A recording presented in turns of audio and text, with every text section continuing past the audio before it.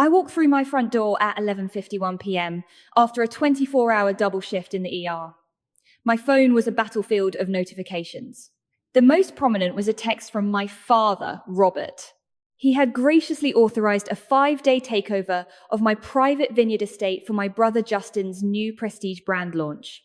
A second text followed from my mother, Susan. Fill the fridge and behave. I didn't cry. I didn't ask why. I typed a single word.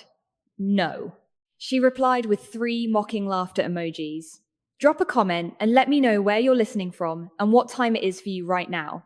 I'd love to know who's part of our community. The laughter emojis sat on my screen, a digital monument to their absolute certainty that I would eventually yield. I rubbed my eyes, trying to summon regret, but there was only clinical clarity.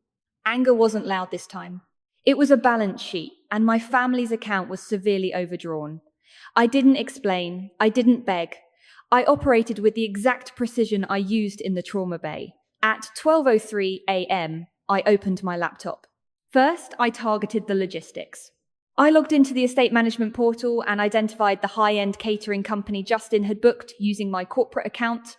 2 clicks, and the $10,000 order was cancelled. Next came the security infrastructure. For years, I had left a digital key open for them, a silent investment in their version of family. I navigated to the access control panel and revoked every single family entry code.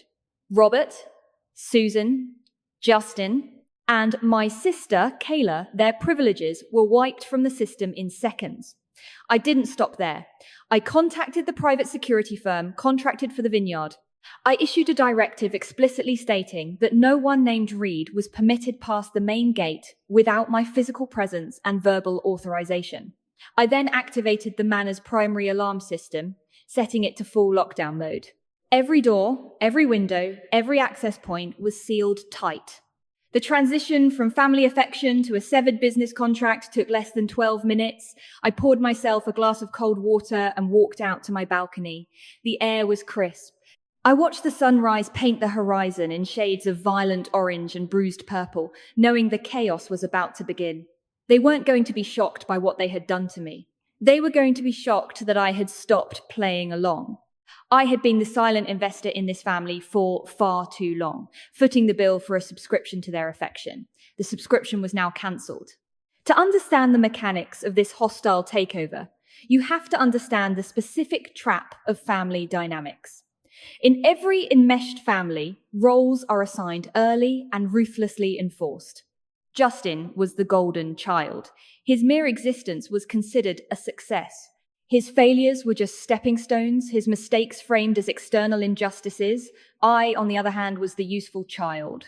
The useful child isn't loved for who they are. They are valued for the capital they provide. You are the family ATM, the crisis manager, the insurance policy. 3 years ago, when my parents' primary home was hours away from foreclosure, I didn't receive a frantic, tearful plea. I received an invoice. I paid 3 years of back property taxes to save their house. A year later, Justin decided he was an entrepreneur. He needed startup capital for a vague business venture. My parents declared that family supports family, which translated to me wiring Justin a $30,000 loan. A loan that was never repaid, nor mentioned again. The emotional toll of being the useful child is a quiet, eroding bankruptcy. You are trained to believe that your worth is entirely conditional on your utility. If you stop producing, you stop existing. You aren't a daughter or a sister, you are a utility. Justin got praised for mediocre achievements, while I got criticized for excellence. My medical degree wasn't a point of pride for them. It was simply a larger credit limit they felt entitled to draw from. The Vineyard estate was my one true sanctuary, a fortress I bought with grueling ER shifts and relentless overtime. It was the only thing I owned that they hadn't tainted. Their decision to colonize it wasn't a misunderstanding. It was an assertion of dominance. They were reminding me that no matter what I built, it belonged to the family collective, meaning it belonged to Justin. But the useful child eventually does the math. I had run the numbers on my emotional and financial investments, and the return was zero. The $30,000, the property taxes, the endless accommodations, they were bad debts. It was time to write them off. By 8 a.m., my phone started vibrating with the predictable cadence of a smear campaign. Robert was the first to strike. He texted me that the catering company had made an error and my security gates were experiencing a glitch. He demanded I fix it immediately. He didn't ask if I had locked them out. His brain literally couldn't process the possibility of my defiance. This is the cognitive dissonance in an enmeshed family. When the useful child sets a boundary, the family unit experiences a psychological short circuit. They cannot accept that their control has been revoked, so they rewrite reality. A locked gate isn't a boundary, it's a glitch. When I didn't respond to the text, the escalation began. Susan took to Facebook. She posted a vague, passive-aggressive status update. Some people let a little bit of money go to their heads and forget who raised them, heartbroken. The notifications piled up as her friends offered empty sympathy. Then came Justin. He bypassed texts and left a blistering voicemail. He insulted my career, calling me a glorified mechanic who thought too highly of herself just because she wore a stethoscope. He demanded I unlock the estate, claiming he had investors arriving in 2 days and I was ruining his life. He spoke as if he had full authority over my estate. Having already invited investors for a launch, he hadn't even cleared with me. They escalated from requests to demands, and from demands to threats. Robert texted that he would have a locksmith drill the gates if I didn't comply by noon. They proved, in real time, that they had absolutely no intention of respecting me or my property. They weren't asking for a favor, they were executing a raid. Their cognitive dissonance shielded them from their own toxicity. To them, I was the villain for closing the bank, while they were the victims of my sudden, inexplicable cruelty. They were so deeply entrenched in their own distorted reality that they truly believed their family status granted them legal rights to my property, but their hostility only cemented my resolve. I didn't feel the familiar sting of guilt or the urge to explain myself. I was operating purely on logic. They had trespassed on my goodwill for 37 years. Now, they were trying to physically trespass on my property. The emotional ties were officially severed. This was no longer a family dispute. It was a property defense. At 9:15 a.m., I initiated my next strategic maneuver. I called my attorney, Clarissa. I didn't ask her for emotional support. I asked for airtight legal fortifications. I explained the situation, detailing my father's threat to drill the locks and Justin's unauthorized commercial event. Clarissa was a strategist, and she immediately saw the liability. We drafted formal cease and desist notices prohibiting any commercial use of the private manor. But Clarissa didn't stop at drafting letters. As part of her standard due diligence, she ran a background check on Justin's so-called prestige brand that he was planning to launch at my estate. What she found shifted the paradigm entirely. She called me back an hour later, her voice devoid of its usual professional warmth. Justin's company didn't exist in any legitimate registry. The brand he was hyping wasn't a luxury startup. It was a shell entity. Clarissa dug into the shipping manifest linked to his LLC. He was importing massive quantities of counterfeit luxury goods, fake designer bags, watches, and apparel. He wasn't hosting a brand launch. He was setting up a distribution hub for a major counterfeiting ring, and he planned to use my private, secure vineyard as his staging ground to avoid law enforcement scrutiny. The implications hit me like a physical blow. If federal authorities raided my property and found thousands of counterfeit items, I would be legally implicated. My property could be seized under civil asset forfeiture. Worse, my medical license, the credential I had bled to earn, could be suspended or permanently revoked if I was tied to a federal fraud investigation. My family wasn't just entitled. They were willing to sacrifice my entire livelihood to facilitate a scam.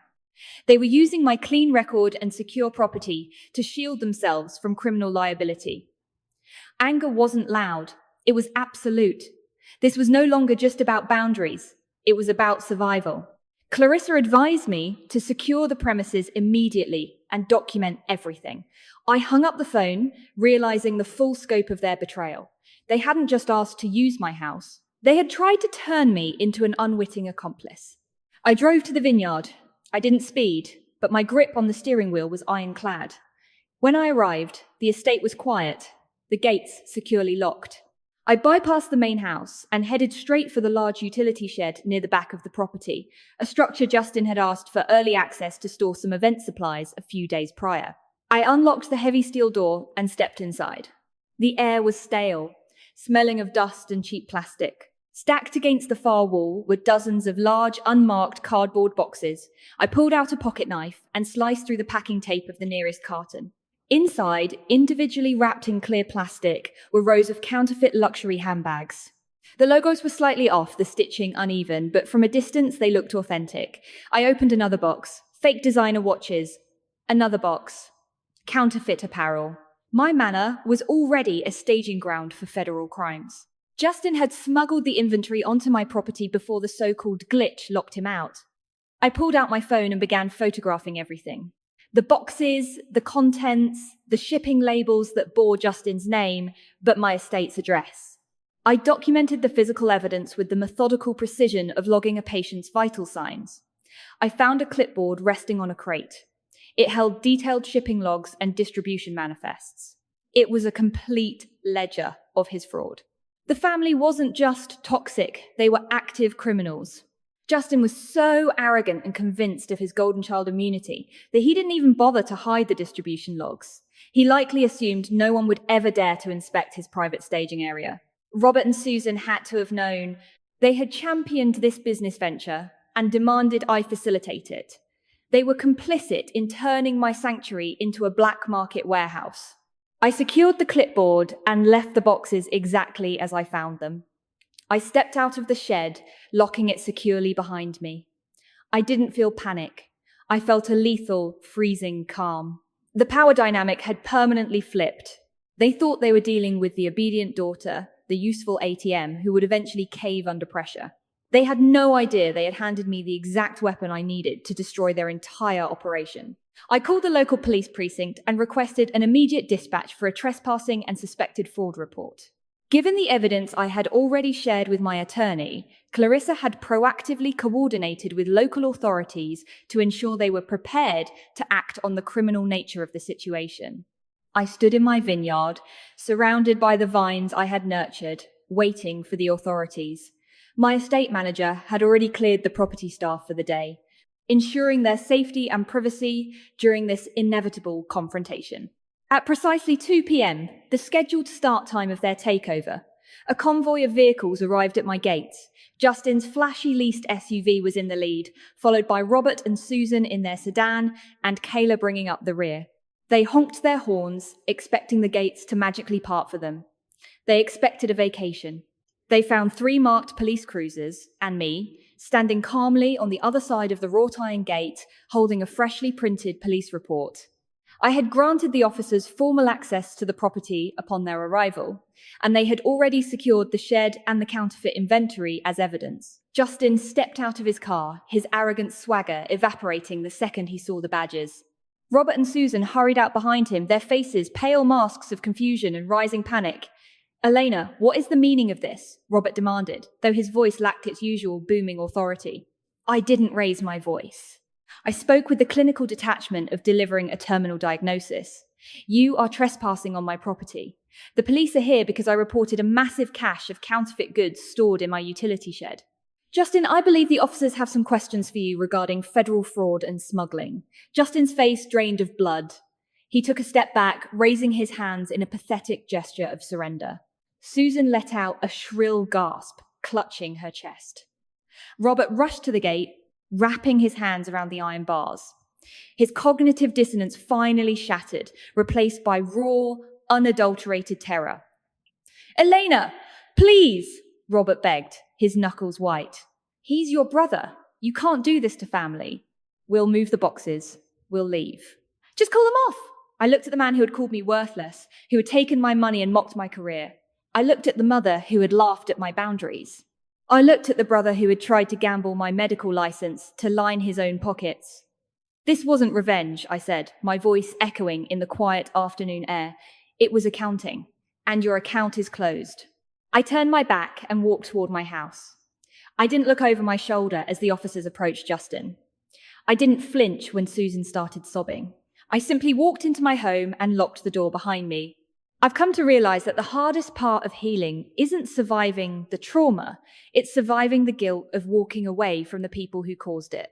Society trains us to believe that family loyalty is an unbreakable contract, a sacred bond that must be preserved at all costs. But I learnt the hard way that family first is often used as a weapon to keep you compliant, to keep you useful, to keep you trapped. Cutting ties with my family wasn't a failure of love.